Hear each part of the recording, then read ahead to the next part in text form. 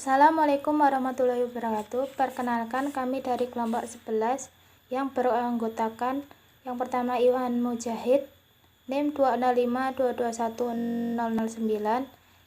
Yang kedua saya sendiri Fitri Handayani, NIM 205221018. Dan yang ketiga Etika Dea Nurdiana Putri, NIM 205221022. Di sini kami akan menyampaikan materi mengenai masail muamalah kontemporer, yaitu pasar bunga, bunga bank, asuransi, kredit, kartu kredit, hak dan hak cipta. Fiqh dalam istilah merupakan mengetahui hukum syar'i dengan memahami dalil dan dasar syar'i yang berasal dari Al-Quran, Sunnah, Ijma, dan Qiyas. Muamalah dalam bahasa merupakan bentuk jamak, sedangkan dari kata yaitu dari kata muamalat yu'amilu amalah yang berarti saling mengamalkan. Muamalah merupakan aturan atau hukum Allah Subhanahu wa Ta'ala yang wajib ditaati untuk mengatur manusia berkaitan dengan dunia maupun akhirat. Sedangkan fikih kontemporer yaitu hasil ijtihad terhadap masalah hukum Islam yang terjadi pada masa kini dengan menggali sumber hukum Islam berupa Al-Quran dan As-Sunnah. Fikih kontemporer terbentuk karena semakin berkembang sistem pemikiran Barat di negara Muslim yang mudah diterima dan mudah diamalkan.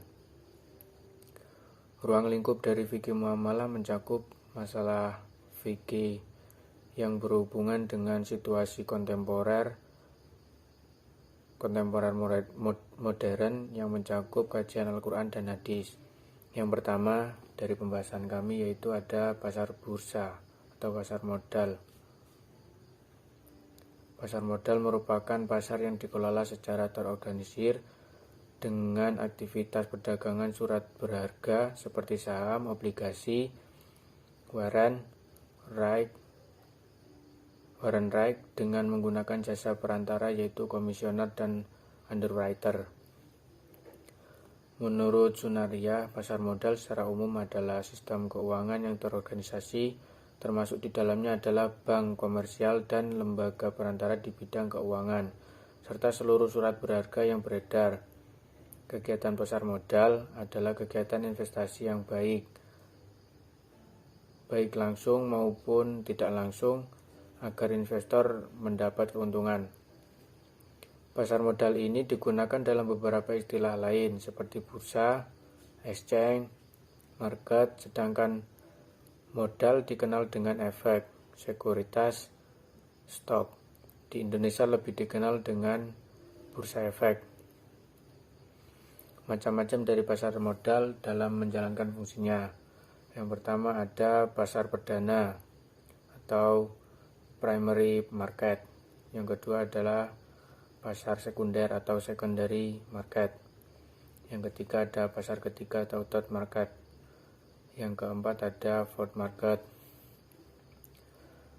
Pelaku pasar modal sendiri yaitu ada pelaku utama atau emiten, merupakan perusahaan yang menjual kepemilikannya kepada masyarakat dengan tujuan untuk memperoleh tambahan dana yang digunakan dalam memperluas usaha, mengubah atau memperbaiki komposisi modal, dan melakukan pengalihan pemegang saham.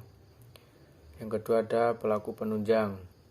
Kelompok ini merupakan lembaga yang berfungsi mendukung kerjasama pasar modal, seperti underwriter atau penjamin emisi, guarantor atau penanggung, trustee atau wali amanat, broker atau pialang, perantara perdagangan efek, dealer atau pedagang efek, sekuritas company atau perusahaan surat berharga, investment company atau perusahaan pengelola dana. Yang terakhir ada biro administrasi efek. Pasar modal dalam perspektif Islam adalah kegiatan transaksi yang seharusnya sesuai dengan ketentuan syariah. Tidak ada paksaan, tidak ada penipuan, ataupun ketidakpastian sesuatu yang dijual.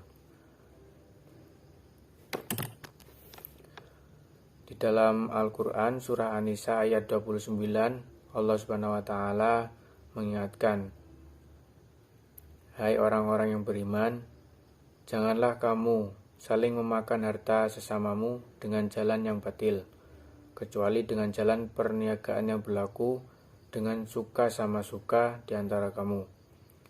Dalam hadis dari Abu Hurairah disebutkan bahwa Rasulullah SAW mencegah jual beli dengan lontaran batu kecil dan mengandung unsur penipuan. Syirka muhasamah boleh dilakukan oleh umat Islam apabila dalam operasi perusahaan tidak mengandung hal yang dilarang dalam Islam. Investor boleh menikmati dividen yang dibagi perusahaan setiap akhir tahun. Akan tetapi, jika operasionalnya terdapat unsur riba atau memproduksi barang dan jasa yang dilarang oleh Islam, maka pembelian saham yang dilakukan menjadi haram. Bunga bank. Secara etimologi, riba dalam bahasa Arab berarti ziyadah, yaitu tambahan, kelebihan, tumbuh, tinggi, dan naik. Sedangkan menurut terminologi, riba yaitu pengambilan tambahan dari harta pokok atau modal secara batil.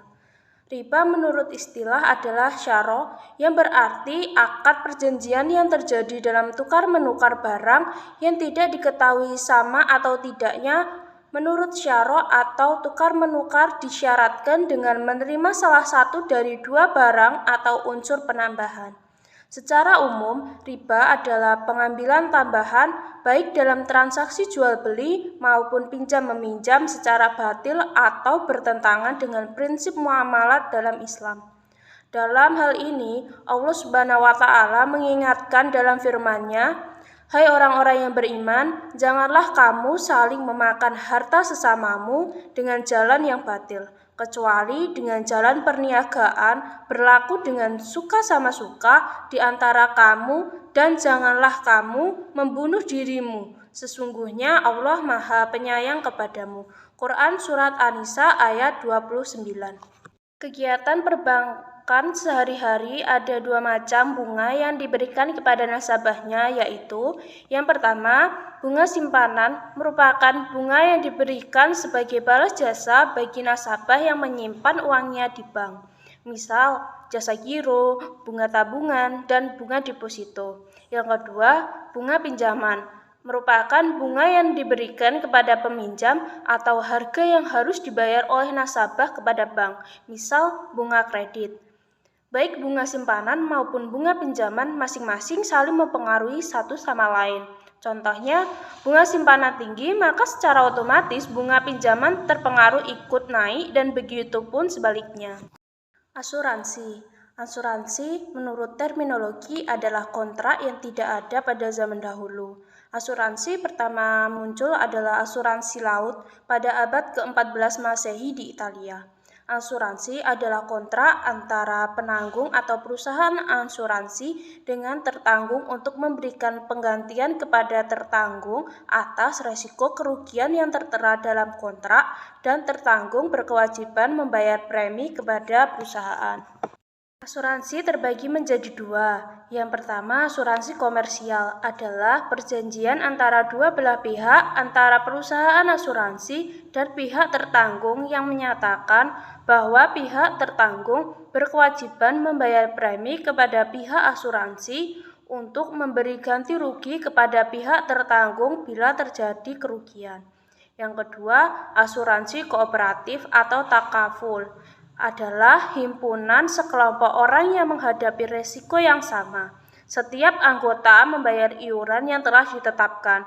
Iuran ini digunakan untuk mengganti rugi yang menimpa anggota. Jika iuran ada kelebihan setelah ganti rugi anggota, maka sisanya dibagikan kembali ke anggota. Namun jika kurang, maka ditarik iuran tambahan dari anggota untuk menutupi defisit. Hukum asuransi. Yang pertama, asuransi komersial. Ulama kontemporer berfatwa bahwa asuransi komersial dengan segala bentuknya adalah haram, baik asuransi jiwa, kesehatan, properti, maupun kendaraan. Yang kedua, asuransi kooperatif atau tafakul. Para ulama kontemporer berfatwa bahwa asuransi kooperatif hukumnya mubah. Sekalipun kontrak ini mengandung unsur gharar, tapi seperti yang sudah dibahas bahwa gharar dalam akad hibah dibolehkan. Kredit dalam istilah perbankan adalah menukar harta tunai dengan tidak tunai. Dalam bahasa Arab, kredit disebut itiman atau kepercayaan karena kedua belah pihak saling percaya. Kredit adalah pembiayaan yang bisa dilakukan oleh bank konvensional yang diberikan pada perorangan, perseroan, dan instansi pemerintah. Kredit merupakan penyediaan uang atau tagihan dapat dipersamakan berdasarkan persetujuan atau kesepakatan pinjam-meminjam antara bank dengan pihak lain yang mewajibkan pihak meminjam untuk melunasi utangnya setelah jangka waktu tertentu. Kredit bisa dalam jangka pendek, yaitu 1 tahun atau kurang, dalam jangka menengah 1-5 tahun, dan jangka panjang di atas 5 tahun. Jual beli kredit adalah jual beli di mana harga barang dibayar secara berkala atau cicilan dalam waktu yang sudah disepakati. Hukum jual beli kredit. Terdapat perbedaan pendapat, ada yang membolehkan dan ada yang dari keempat ulama mazhab, Zaid bin Ali dan mayoritas ulama memperbolehkan, baik harga barang transaksi sama dengan harga cash maupun lebih tinggi. Namun dengan syarat ada kesepakatan antara penjual dan pembeli bahwa ini sistem kredit. Kredit sama bentuknya dengan hard, berbunga. Hukumnya haram menurut ulama. Baik kredit pembiayaan maupun kredit dalam bentuk pinjaman kepada perseorangan untuk tujuan konsumsi. Bai bitaksik merupakan transaksi pembiayaan di perbankan syariah. Menjual barang dengan pembayaran tidak tunai yang lebih mahal daripada tunai dan pembelian melunasi angsuran pada waktu tertentu dalam firman Allah yang artinya, hai orang-orang beriman, apabila kamu bermuamalah tidak secara tunai untuk waktu yang ditentukan, hendaklah kamu menuliskannya. Quran Surat Al-Baqarah. Syarat sah jual beli kredit. Yang pertama, objek akad bukan emas, perak, dan alat. Maka tidak boleh menjual emas dengan cara kredit, karena menukar uang dengan emas disyaratkan tunai. Yang kedua, barang yang dijual adalah milik penjual saat akad, maka tidak boleh melakukan akad jual beli. Setelah itu penjual membeli barang dan menyerahkannya kepada pembeli. Yang ketiga, barang yang akan dijual telah diterima penjual, maka tidak boleh menjual barang yang sudah dibeli namun belum diterima. Yang keempat, penjual tidak boleh memberikan persyaratan kepada pembeli bahwa jumlah angsurannya akan bertambah jika terlambat membayar pada waktu. Kartu kredit.